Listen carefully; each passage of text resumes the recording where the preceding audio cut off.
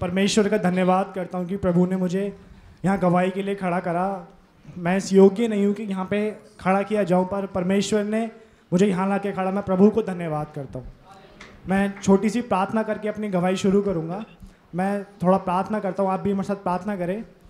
धन्यवाद प्रभु परमेश्वर की तूने मुझे यहाँ खड़ा करा प्रभु, अपनी महिमा के लिए। मेरे परमेश्वर प्रभु, मैं इस योग्य नहीं प्रभु कि मैं तेरे नाम को अपनी ज़ुबान से ले सकूं मेरे खुदा प्रभु, पर ये तेरी दया है मेरे परमेश्वर प्रभु कि तूने मुझे पापियों में से चुनकर मेरे खुदा अपने लिए खड़ा करा मेरे खुदा। मैं आपका कोटि कोटि धन्यवाद करता हूं प्रभु।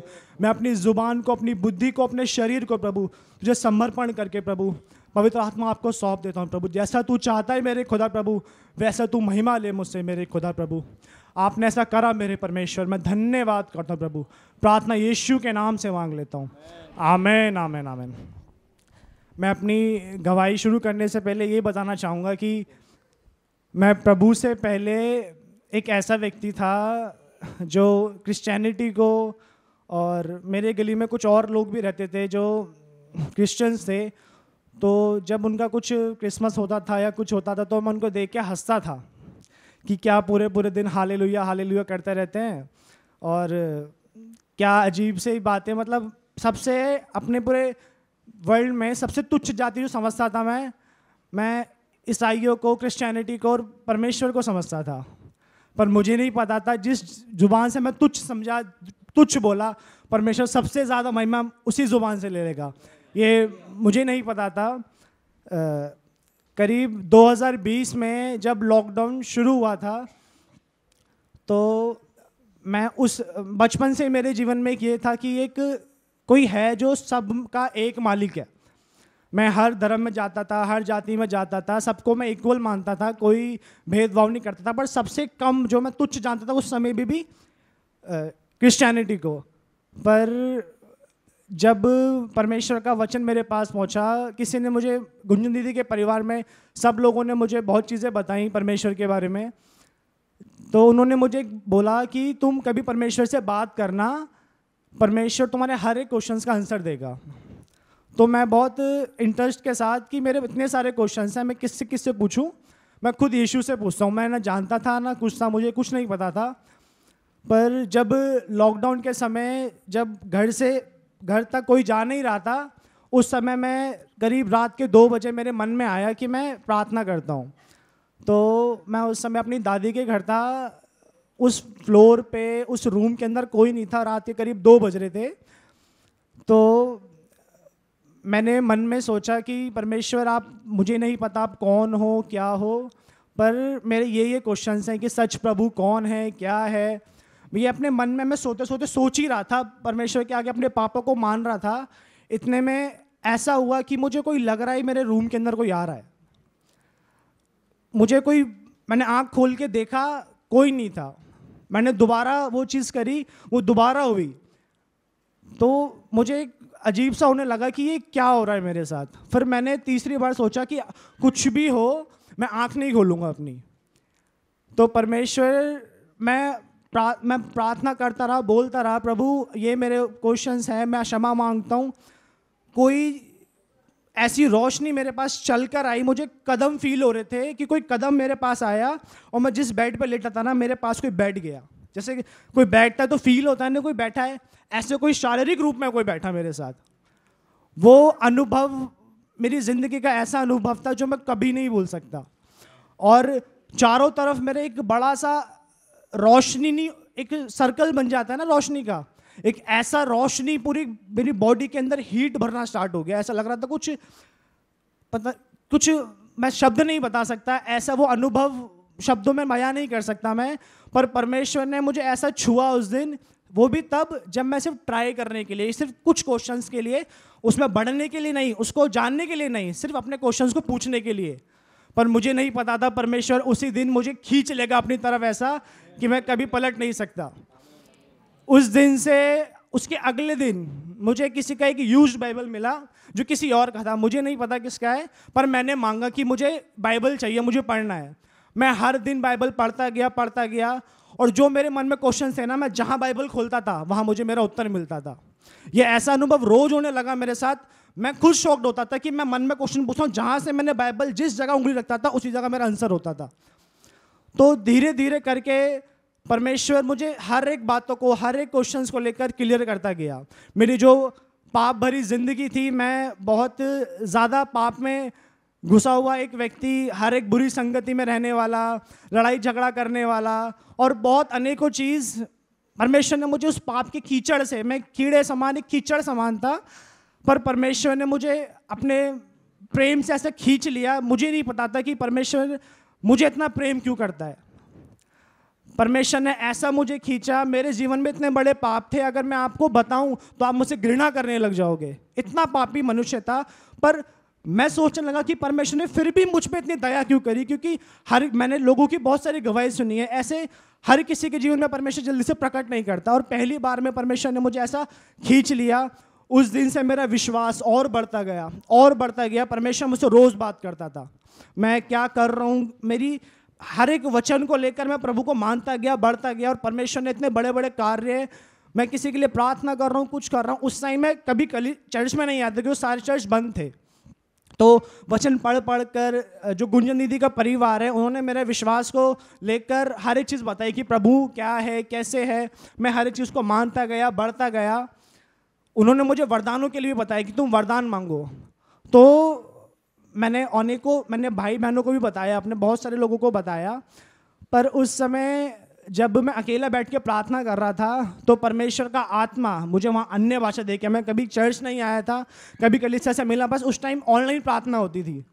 तो परमेश्वर का धन्यवाद देता हूँ कि सच में मुझ में कुछ योग्यता नहीं है कि मैं प्रभु के सामने खड़ा भी हो सकूँ, पर उसने मुझे छुआ, मुझे बदला। मैं परमेश्वर का धन्यवाद देता हूँ। और एक मेरी दूसरी गवाही ये भी है कि उस दिनों के बाद, क्योंकि नीति वचन ऐसा कहता है कि जब परमेश्वर को आपका स्वभाव भाता है ना, तो वो आपके शत्रु का भी आपसे मेल करा देता है।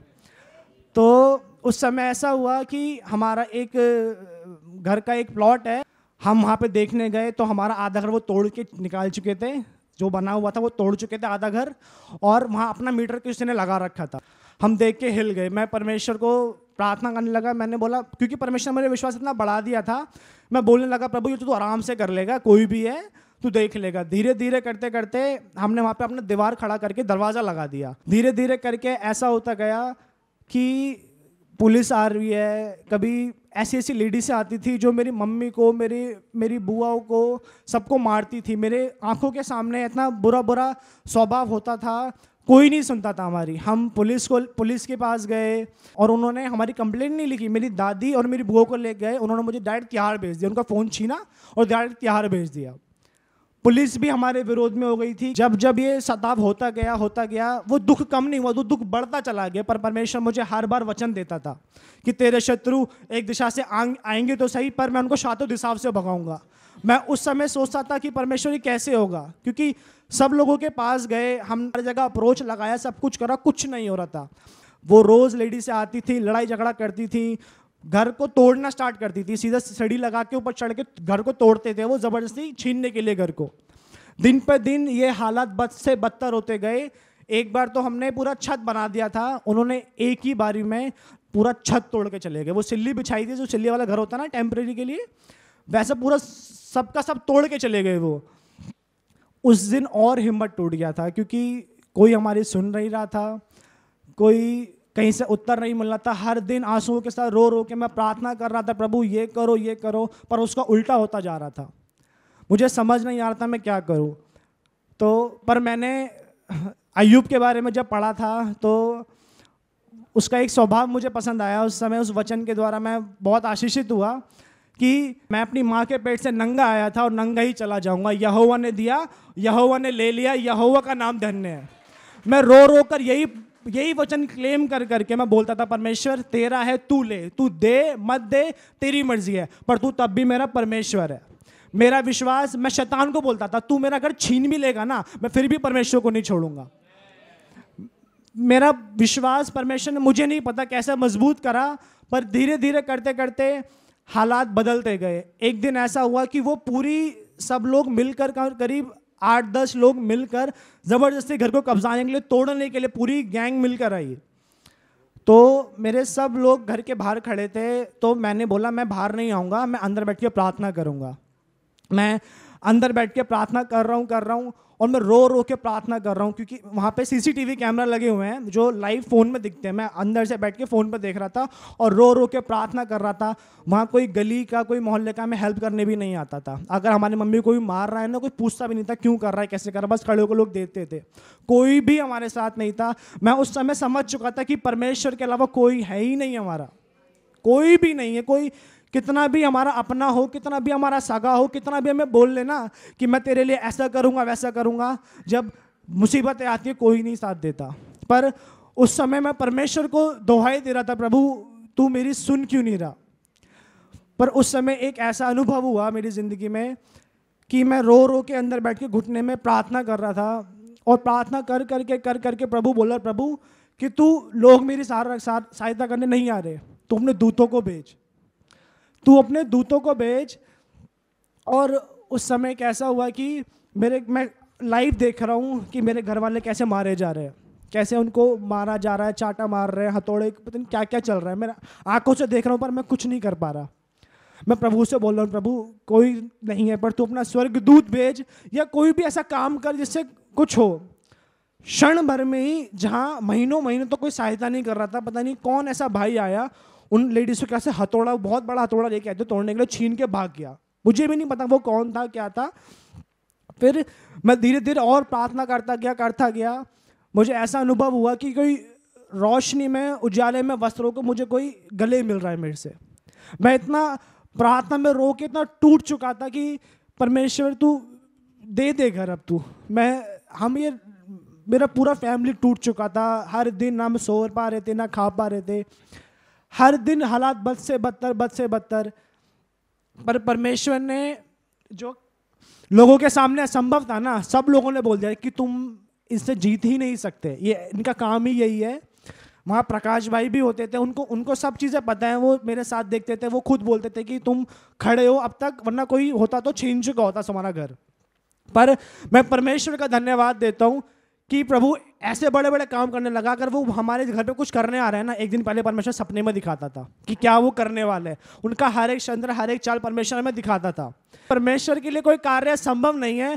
पर उस समय एक ऐसा हुआ, जब मैं बीते समय को याद करता हूँ, कि परमेश्वर ने मेरा विश्वास एक ऐसा चट्टान समान कर दिया कि इसको कोई हिला नहीं सकता। धीरे धीरे करके परमेश्वर सब चीज़ों को, उनके सब पैतरों को, सब षड्यंत्रों को, सबको परमेश्वर डिस्ट्रॉय करते चला गया। मुझे परमेश्वर ने पहले ही दिखा दिया कि तेरे घर में अब मीटर लगने वाला है, क्योंकि वहाँ कोई मीटर भी नहीं था हमारा। और उस समय ऐसा भी, मेरे घर में भी बहुत बड़े बड़े ऐसे कार्य हो रहे थे मेरे घर के अंदर। उस घर में ना मीटर, पानी का मीटर था, ना बिजली का मीटर था। अंधेरे में हम रात को सोते थे, ठंड के समय।